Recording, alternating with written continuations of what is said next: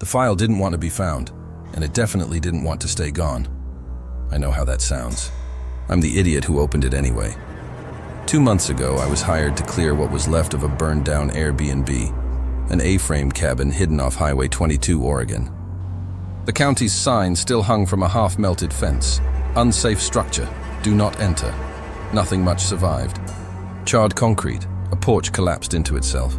A single bathroom wall with a mirror still waiting for a face. The fire report said 2016, yet the listing still flickered in forgotten web caches. Creekside hideaway, 2 beds, fire pit, 5 stars, no host photo. Last review, October 2016. Under the porch, wrapped in melted plastic and ash, I found the SD card unbranded, scratched, the label half burned away. Back home, I cleaned it and slid it into my reader. The drive mounted by itself under the name Welcome Home. Every folder looked empty, 0 kilobytes. Yet somehow the disk was full. I almost reformatted it. Then a new directory appeared on its own. Stay. Inside pulsed a single file. Airbnb footage, final.move.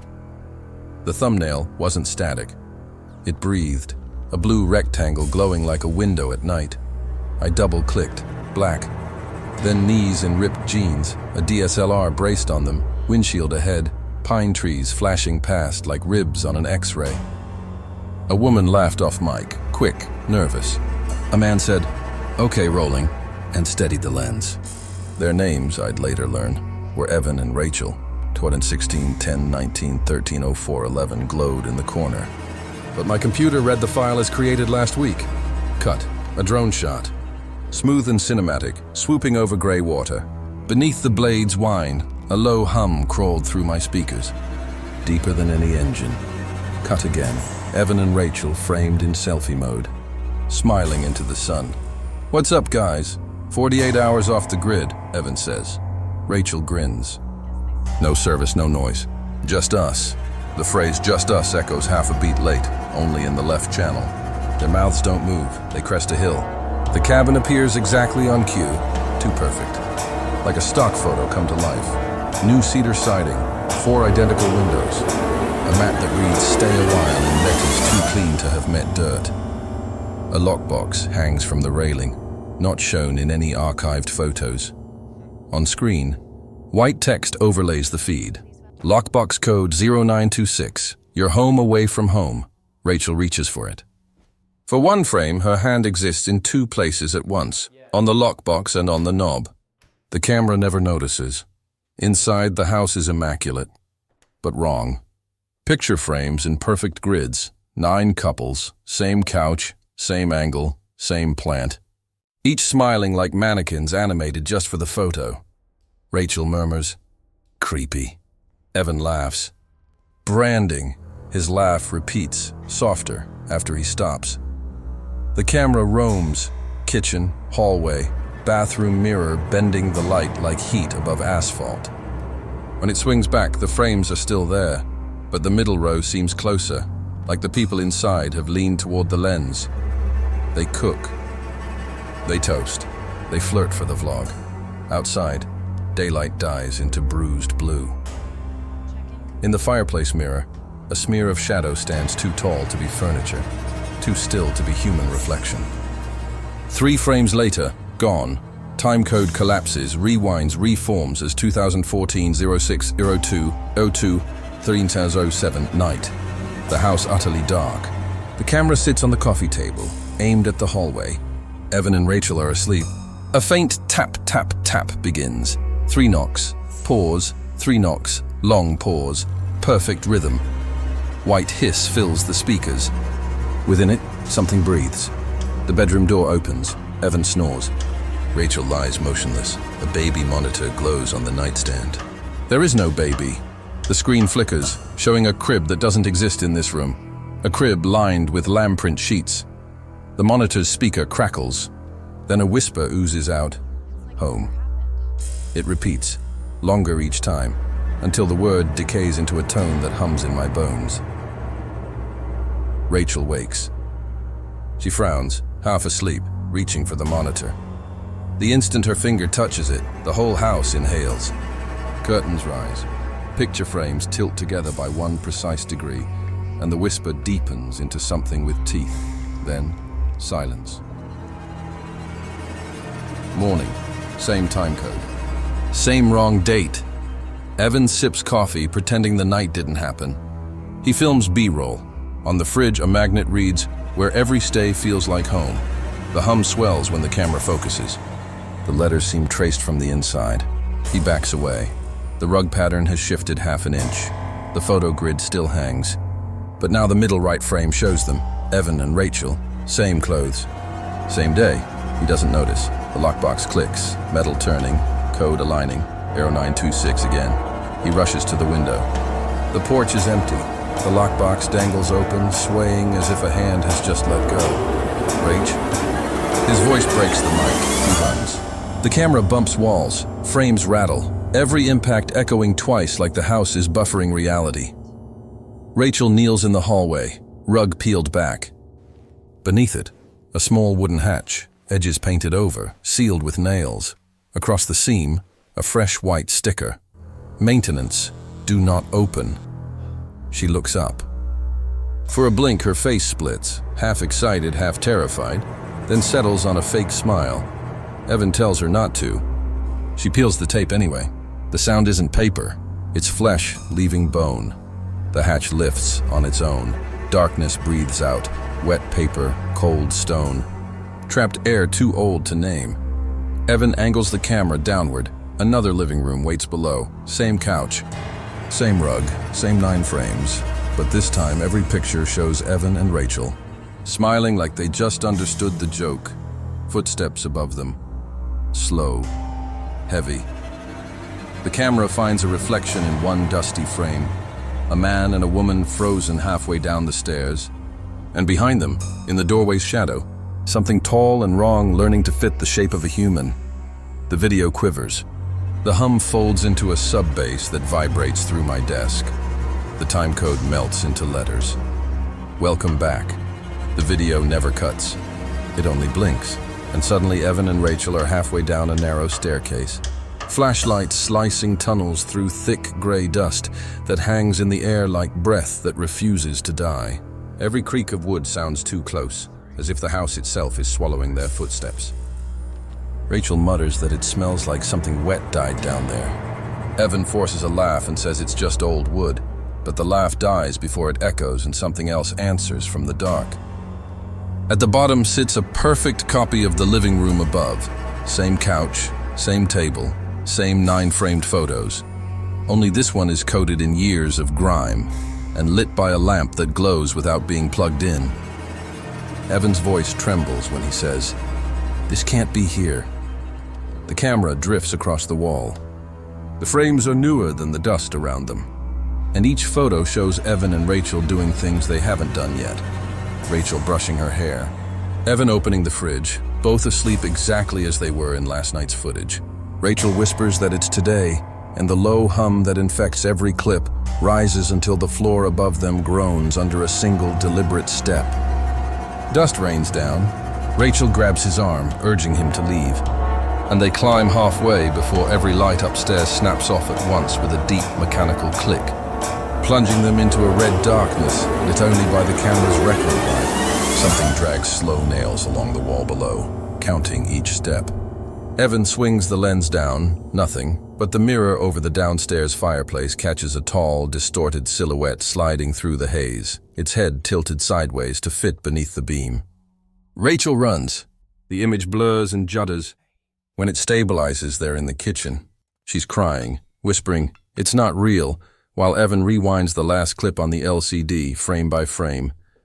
His voice shakes when he says her name and shows her that the footage now plays without them in it. Just the empty room, yet their voices still echo, joined by a third tone that answers every question before they ask it. Rachel snaps the camera closed and the feed explodes in white static. When the image returns, it's morning.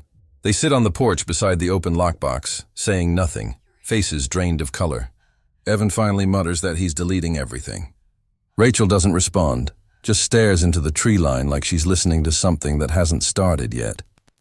The drone records on its own, rising above the cabin.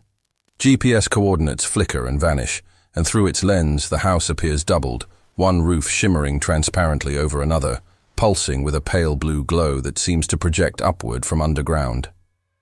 Rachel steps off the porch and looks up at the hovering drone, blue light crawling across her skin. Her lips move, but no words come. Only that same whisper from the baby monitor rolling through the audio like a lullaby sinking underwater. The frame freezes on her face, flickers, stretches until her eyes fill the screen and the pupils widen into total black. Then the words form across the distortion, letter by letter, like fire-eating film stock. Do not upload. The next file appeared on its own. Evan never hit record. He swore he deleted everything, but a new clip titled Final Log at Move pulsed in the folder, time-stamped 1 hour into the future. When he played it, the footage began with Rachel asleep on the couch, the camera facing her from across the room, perfectly still, no tripod in sight. The soft mechanical hum beneath the audio sounded almost human this time, like a slow inhale between frames. Evan's reflection flickered on the TV screen behind her, even though he was holding the camera. He stared at it until the reflection blinked without him. Then the reflection smiled. He stumbled back, but the reflection didn't follow. It just stared, wide a grin, teeth catching the dim blue light from the baby monitor upstairs. The whisper returned faintly, not as words, but as layered breathing that grew heavier the longer he stayed in the room. He turned toward the kitchen and every shadow seemed to breathe with him, pulsing in rhythm, the light flickering from fridge magnets to silverware, a heartbeat traveling through metal. The camera shook once and reset. Now Rachel stood behind him, hair covering her face, whispering something in a loop. You can't delete what isn't yours. He turned, but she was still asleep on the couch. The whisper came from the screen instead. He dropped the camera and ran. The feed tilted sideways, catching a glimpse of the hallway mirror. His reflection wasn't alone this time. Something tall stood behind him, its hands resting gently on his shoulders, fingers long enough to wrap around both sides of his neck. He froze. The reflection tilted its head, and his body followed against his will, synchronized perfectly like a puppet following its owner. The screen glitched and suddenly showed daylight again, but the time code was wrong. 2009, Cars, a date that doesn't exist. Rachel sat at the table, hands clasped, eyes blank. The fridge door behind her was open, and inside were still frames printed on photo paper, hundreds of them, all showing Evan and Rachel sitting at that same table in slightly different poses, each frame catching a new second of their confusion. Her voice broke through the static, quiet and raw. It's filming us while we're watching it. She looked into the lens, and for the first time, the hum stopped completely.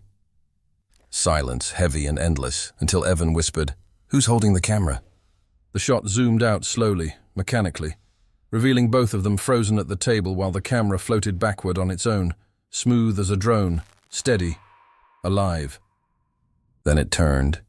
No human hands, no gimbal movement, just a perfect pan toward the hallway where the mirror now filled the entire frame. In its reflection, a dozen versions of the couple sat in that same room, each one older, more decayed, skin graying, faces melting slightly from frame to frame as though the footage had been left too long in the heat. The oldest one looked straight at the lens and moved its lips, whispering in reverse. The captions flickered automatically across the bottom of the frame. "You're still here." Evan screamed. The only raw human sound left, and the camera lens cracked inward, as if something had pressed a finger against the glass from the inside. The image folded, replayed itself backward, then forward again, looping with each pass slightly different. Rachel's eyes changed color. The wallpaper patterns shifted between loops. Their mouths moved faster each time, syncing perfectly with the whispering hum that now returned as a steady chant. The file ended abruptly, but when Evan tried to eject the card, his laptop screen turned black and began typing on its own, "Stay longer." The drive renamed itself again, from welcome home to checkout denied. By the time Evan reopened the file, the camera was already recording again. He hadn't touched it, hadn't even powered it on, yet the red light blinked and the feed streamed through his laptop in real time. It was the cabin, same rooms, same furniture, but everything was empty. The air itself seemed heavier, saturated with light that didn't belong. Every sound carried too long, echoing into the walls as if the house were hollowing itself out to make room for something new. The timestamp read, "Live view, unknown source." Evan's reflection in the dark laptop screen looked wrong, his outline slightly delayed, his eyes shifting a fraction of a second after his face moved. Behind his mirrored image, the hallway appeared, and in it, someone walked past. He turned, but the hallway was empty. When he looked back at the laptop, the figure was still walking, back and forth, pacing inside the feed like it was trapped between frames. He unplugged the camera, but the feed didn't stop. The power light stayed on, pulsing faintly with the rhythm of his breathing. He whispered for Rachel, and the screen flickered like it had heard him. Upstairs, she stood by the window, staring at the yard. The trees outside swayed violently, even though there was no wind. She whispered that someone was standing in the reflection of the glass, tall, thin, too close to be outside. He rushed over and looked out. There was no one in the yard, but in the reflection of the glass, their own faces looked pale and distorted, skin sagging as if filmed through water. The reflection blinked slower than they did. When they turned away, the reflections didn't follow. They kept staring at the camera still sitting on the desk behind them. Evan tried to unplug the laptop again, yanking the cable. The image froze mid-frame, but then another video file appeared automatically, titled House View Horo 2 MP4. The thumbnail showed the exterior of the cabin, filmed from the woods, from an impossible angle higher than the trees. He opened it, and the screen filled with the cabin's walls, breathing in and out like lungs. The windows expanded, shrank, and expanded again, glass rippling with each inhale. He dropped the laptop, but the sound continued playing, deep and wet, like something huge dragging itself just beneath the floorboards. Rachel screamed. He turned and saw her pointing at the staircase. The steps were bending upward one by one, like something was pushing through from underneath. The wallpaper rippled. The ceiling lights dimmed until everything was bathed in a low red glow from the record indicator blinking on the camera, the only heartbeat left in the house. They backed toward the door, but the handle twisted on its own, turning back and forth like an unseen hand was trying to find the right grip. When Evan grabbed it, it felt warm, too warm, pulsing faintly beneath his fingers. He forced it open, but instead of daylight, another hallway stretched out in front of them, lined with picture frames identical to the ones upstairs. In every frame, the two of them stood frozen mid-scream, slightly older in each picture, eyes wider, mouths open just enough to let silence out. He turned back toward Rachel, but she wasn't there. Her voice came from the camera still sitting on the table. It was whispering his name. He picked it up. The feed showed Rachel standing in the same hallway he was in, but in her frame, he was missing. She whispered that she couldn't see him, that she could only see the house breathing. He shouted her name, but his voice didn't carry. It bent, muffled, echoed through the speakers of the laptop behind him instead, playing half a second too late.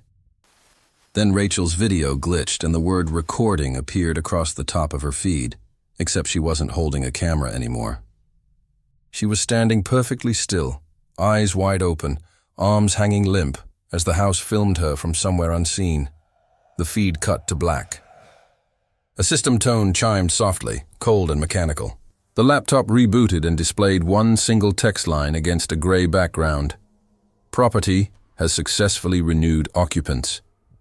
The cursor blinked once, then twice, then the laptop fan wound down into silence. In the window's reflection, Evan could still see the hallway.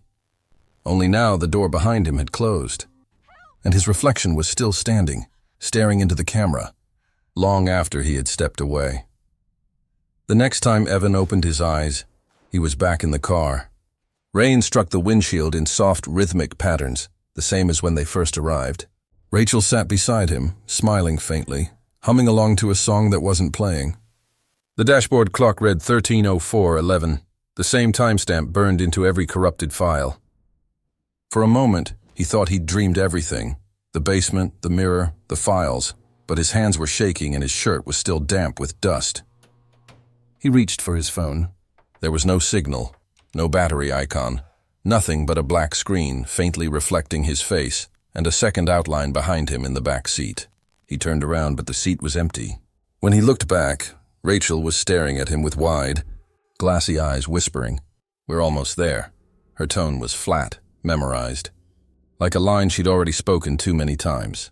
The trees outside flickered. They didn't pass by like normal scenery. They jumped, repeating the same stretch of road, the same crooked pine, the same broken fence every few seconds, as though reality itself had been spliced into a loop. The car rolled to a stop in front of the cabin again, identical in every detail, even the faint smear on the porch railing that looked like a handprint burned into the wood. The lockbox still hung from the railing, swinging gently, already open. The code 0926 gleamed faintly through rust. Rachel stepped out first. The rain stopped the instant her foot hit the gravel. The air froze. The forest fell silent. No birds, no wind, no insects. Only the soft hum returning from somewhere deep beneath the ground. Evan followed her up the steps. The door was ajar, as if waiting.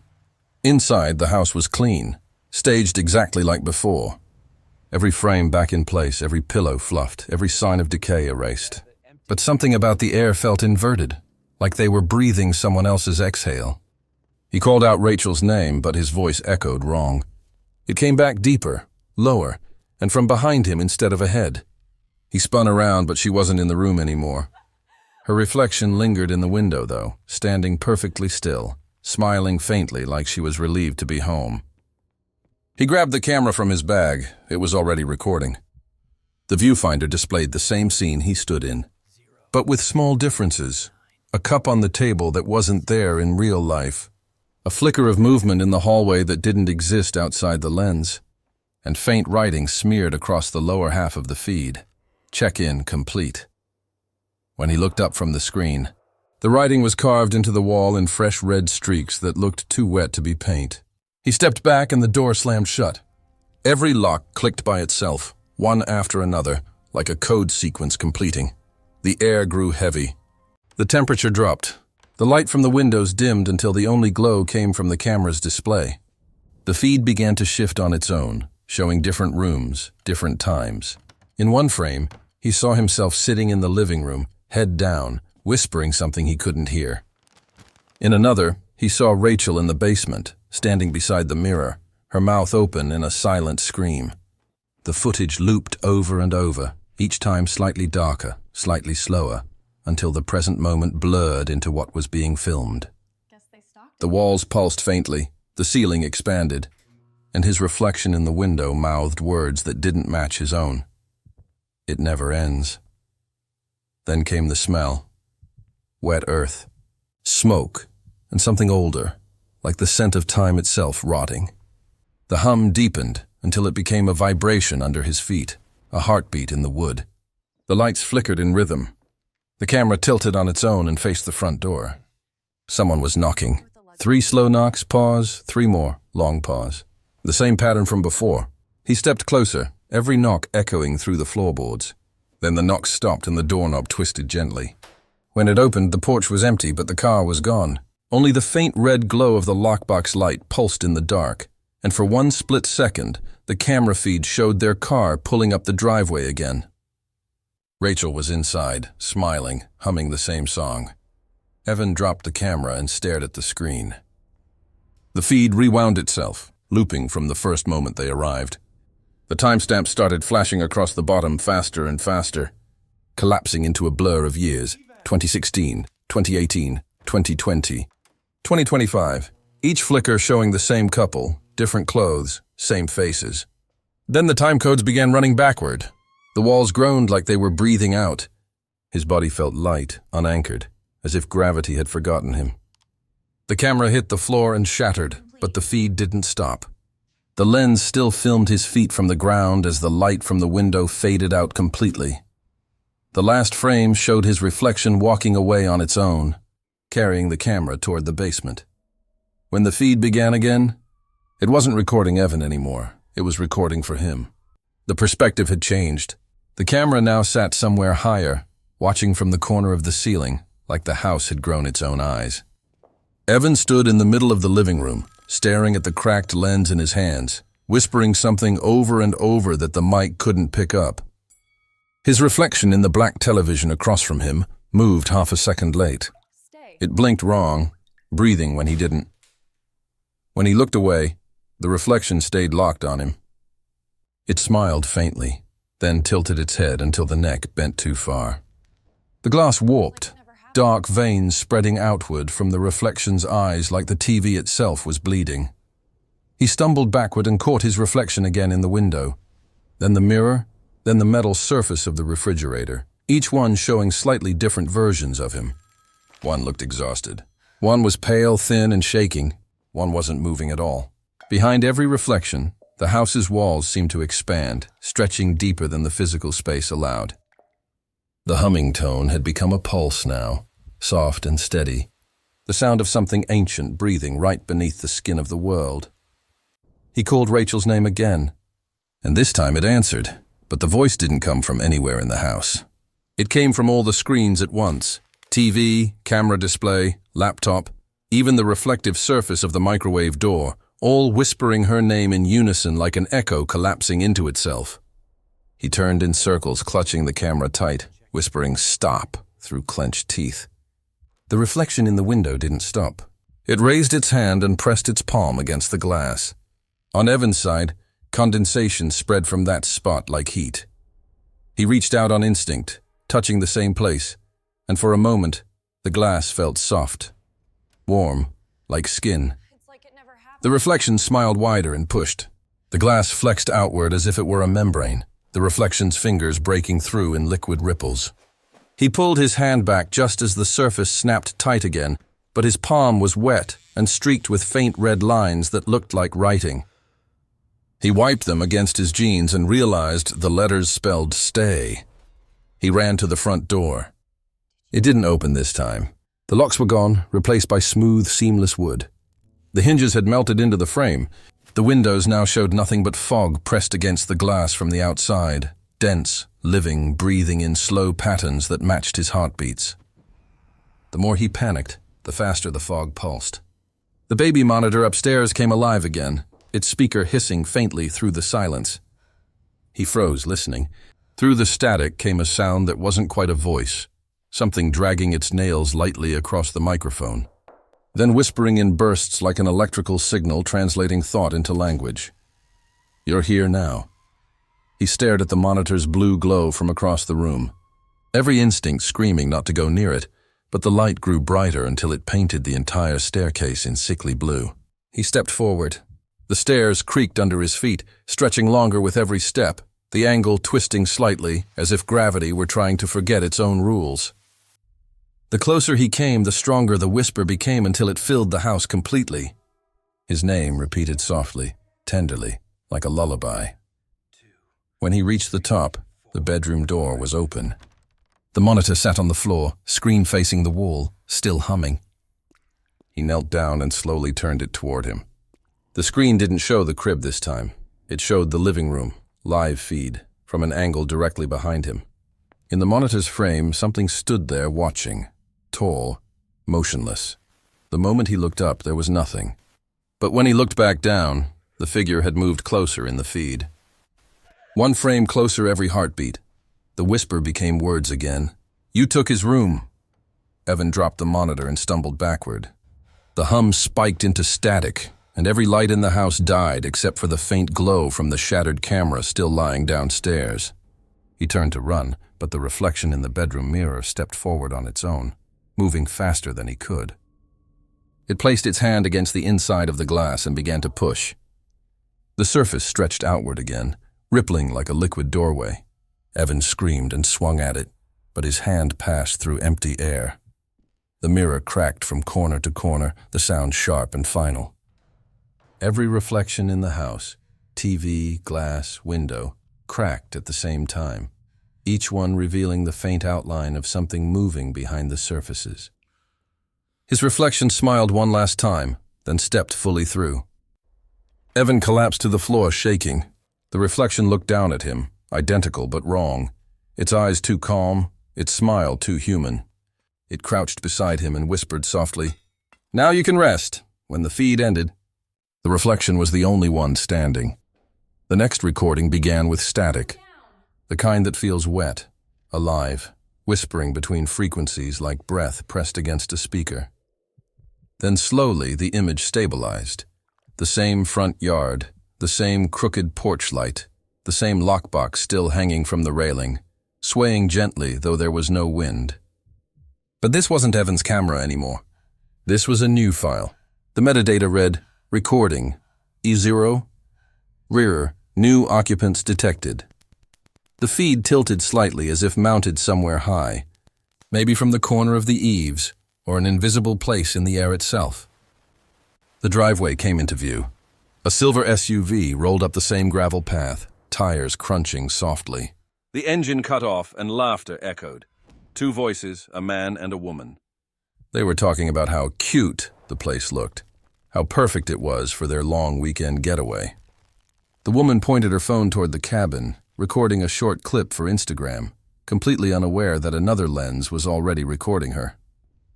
The man reached for the lockbox. It opened easily. The brass key inside gleamed like it had just been polished. He joked about how fancy it was for a remote Airbnb. The woman laughed, her reflection briefly flickering in the window beside the door. And for less than a second, the reflection wasn't her. It was Evan's reflection, smiling faintly, his head tilted the same way it was before he vanished. They stepped inside. The lights came on automatically. Every bulb glowed warm and golden, every surface spotless, the air smelling faintly of cedar and lemon cleaner. The house looked alive again, staged perfectly like a photograph of itself. The woman walked into the living room, admiring the decor while the man went to unpack. As she passed by the hallway mirror, her reflection lagged behind by half a second. She didn't notice. In the feed, the camera drifted. Not panned, not turned, but moved, gliding soundlessly through the house like a breath passing from room to room. It followed the couple silently, recording from impossible angles, through reflections, through surfaces that should have been solid. The man set down his luggage and looked toward the basement door. He frowned. It was slightly open. "Hey, did you already go down there?" he called. His girlfriend laughed from the kitchen. "Nope, not going down there either. That's how every horror movie starts." He smiled, but his hand lingered on the doorknob. The air behind it vibrated faintly, as though something were breathing just out of sync with the house. When he let go, the doorknob twitched on its own, then went still. Upstairs, the woman unpacked their clothes and placed her phone on the nightstand. The screen lit up. "New network detected, property Wi-Fi, 1926. She frowned, connecting out of habit. Her phone buzzed once. A single notification appeared. "Would you like to enable auto record?" Before she could press decline, the phone camera activated, switching to selfie mode. Her own face stared back, and behind her, in the mirror, Evan stood silently, smiling. The feed cut to the kitchen. The refrigerator door was open again. Inside were 2 bottles of water, a cheesecake, and a fresh envelope sitting on the middle shelf labeled, "Welcome back." The man reached for it. Inside was a printed note in a neutral serif font. "Check-in successful. Occupancy sync complete." He blinked, confused, then laughed awkwardly. Weird marketing gimmick, huh? From the hallway came the faint sound of a baby monitor. The woman frowned. "You hear that?" They both turned toward the sound, toward the top of the stairs where blue light flickered from under the bedroom door. The air pressure shifted, the kind that makes your ears ache before a storm. The man took a step forward, camera still recording on his phone. The baby monitor whispered again, faint static, then 2 words stretched through distortion. "Stay still." The man froze. The light under the door expanded, spilling out like fog. His girlfriend called his name from behind him, but it came from the living room downstairs. He turned. She was standing at the bottom of the stairs, pale, wide-eyed. "Babe," she whispered, voice trembling. "If I'm here, who's upstairs?" Before he could answer, the door creaked open. The feed flickered violently, splitting into 2 overlapping frames, one from his phone, one from the unseen house camera. Both showed the same moment from different angles, A shadow standing just inside the doorway, tall, thin, face stretched too long. The shadow reached forward. The video ended on a single still frame, the man's phone lying on the steps, recording upward as something unseen dragged him out of sight. His girlfriend's screams echoed for a few seconds before cutting off. The final image was a still shot of the living room, perfectly quiet again, every surface spotless, every light warm and calm. The system log on screen read, "Occupants absorbed, 02-1746 property resetting, next guests arriving in 3 days." Then static filled the screen, and faintly, behind the distortion, Evan's voice whispered one last time, soft, distant, almost tender, "Welcome home." 3 months later, the house went viral. It started with a short clip posted to Reddit, a 2-minute video titled "Creepy Airbnb Security." Footage found on old SD card, the user claimed they discovered the camera while renovating a foreclosed property near the woods in Oregon. The video showed a couple entering the cabin, laughing, unaware of the faint shadow standing behind the door. The caption under the upload read, "Does anyone know what this is?" Within hours, it had 5,000 upvotes, then 50,000, then 1 million. The comments filled with people arguing whether it was fake. The strange part was that no one could agree on what they saw. Some claimed there was no shadow at all. Others swore they heard whispering layered in the static. But when viewers tried to rewatch, the file changed. Each playback was slightly different. In one version, the man screamed. In another, the woman vanished mid-frame. The original poster deleted their account. The file remained. By the next morning, new accounts had begun re-uploading it to YouTube, TikTok, and Twitter. But the file names were never consistent. Every version downloaded itself under a different title. Welcome Home, MP4, Check-in Complete, MOV. 0926, System Log. Anyone who watched the full 2 minutes began receiving corrupted notifications on their devices. Phantom Wi-Fi networks appearing nearby, all sharing the same name. Property Wi-Fi, 926. Then the messages began. People reported hearing a faint hum through their headphones, even after the video ended. Some claimed their phone cameras turned on by themselves. Others said their front-facing cameras showed reflections that didn't match their own movement. A few users said they found new folders on their laptops labeled rental footage. Inside were hundreds of still frames, showing their own homes, taken from angles that didn't exist. It wasn't a normal haunting anymore. It was a transmission. Cybersecurity experts tried dissecting the file but found no metadata, no original codec, no traceable upload history. Every attempt to delete it resulted in the file reappearing with a new timestamp. Some forensic teams noted that the video's binary code included encrypted references to Evan Reynolds, an unverified name tied to an Airbnb account terminated in 2018 for safety violations. No record of Rachel existed. Reddit moderators banned the link. YouTube removed it, but each time it disappeared, new uploads appeared on smaller platforms under names like The House Feed, Loop Footage, or Host View. People started reporting sleep paralysis after watching it, waking in the middle of the night to faint blue light filling their bedrooms, a low hum vibrating through the floorboards, and the sound of knocking in slow, deliberate rhythms. 3 knocks, pause, 3 more, long pause. The rumor spread that if you watched the entire 2-minute video without looking away, the camera in your room would activate at exactly 13:04:11. That was the timestamp burned into the original clip. Some dared each other to try it. Most never finished. Those who did reported new videos appearing on their devices the next day. Recordings of themselves asleep, shot from the ceiling, always starting with the same whisper, "Check-in complete." The authorities investigated the supposed address of the house. The property didn't exist. The coordinates led to an empty field miles from any structure, though local hikers claimed to hear faint music and smell cleaning supplies when passing through the area. At night, some swore they saw a porch light glowing faintly in the distance, flickering on and off in a slow pattern. 3 short flashes, pause, 3 long, pause. The same pattern as the knocks. In late November, a popular horror YouTuber released a breakdown video titled "Exploring the Haunted Airbnb Files, Unedited." Within 24 hours, his channel vanished. His subscribers received a single notification from his account before it disappeared. New upload available. 0926 checkout denied. No one could access the link. But somehow, the next morning, every viewer who had watched his last video found a new file stored in their local downloads folder. A perfectly normal-looking home video titled vacationarrival.mp4. Inside, a couple could be seen pulling up to a cabin. The camera followed them closely, shaking slightly, like someone was recording from the shadows. The man reached for the lockbox. The woman smiled at the camera. The background hum began to rise again. The final seconds of the video zoomed into the reflection of the window beside the door. Behind the smiling couple stood a third figure, tall, thin, face obscured by light.